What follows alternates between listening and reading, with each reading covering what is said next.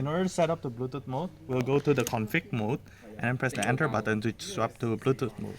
At that point, the computer will detect our Bluetooth, which is the TF-PT70E. This will be the connector to our Bluetooth.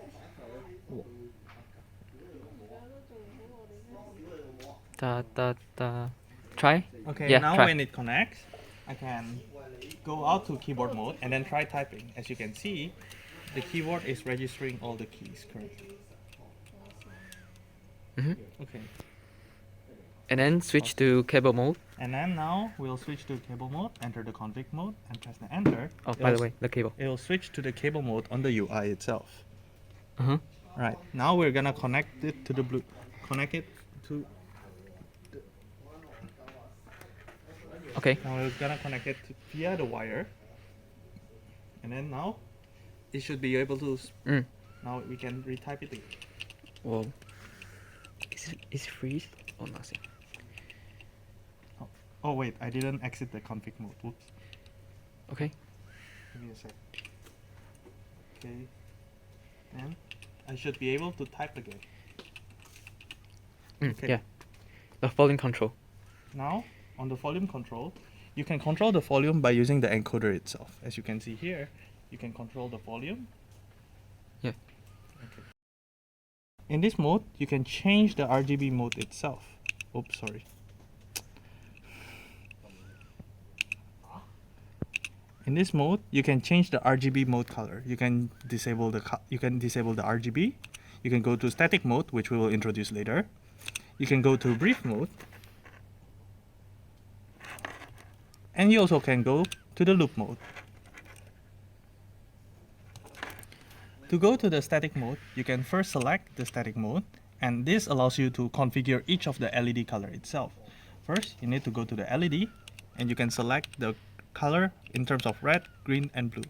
As you can see, when I increase the blue color, a blue is being increased, and you can change it itself. And if you want to save the configuration, you can press the enter button, and it will save the configuration during your next restart.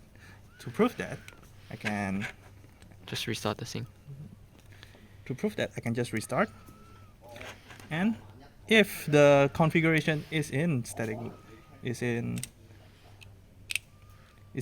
mode, and we can see that the blue color is being retained. So we can read our battery's level reading in our own LED itself. As you can see, there is a battery meter on it, which also reads the cable mode that we introduced before, and also the battery current level itself. Here's the battery. And this all is connected to a battery, and it's reading via the ADC mode.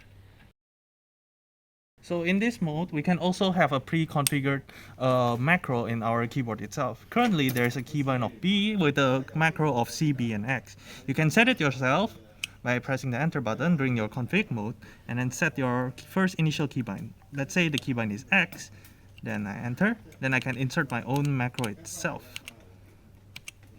Then the macro is recorded, and in order to test the macro, you can quit to the keyboard mode, and then when I press it, it works. Okay, now we're gonna set up the fingerprint. First, go to the config mode and change your page into the fingerprint mode. Once you're in the fingerprint mode, you're able to save and set up your own fingerprint. First, I'll delete the fingerprint by pressing this button, and we'll see that there is no finger save. To start your fingerprint scanning, put your fingerprint on the fingerprint scanner and press the end button. This process will take a bit of a long time because we are sending the commands to it. Once it's saved, it'll say fingerprint saved and fingerprint recorded. To see if your fingerprint is being saved, we'll start by putting your fingerprint on it. If your fingerprint is detected, it'll blink and it'll send a macro. As you can see, there's the macro. As you can see, we can also set up to the sleep mode itself.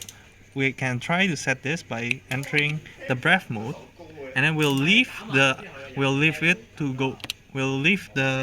keyboard for 10 seconds, which is the amount of sleep mode that we have preset.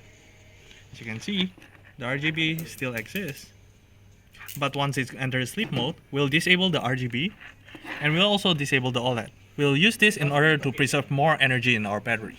Press the key again. And you can wake it up by pressing any key.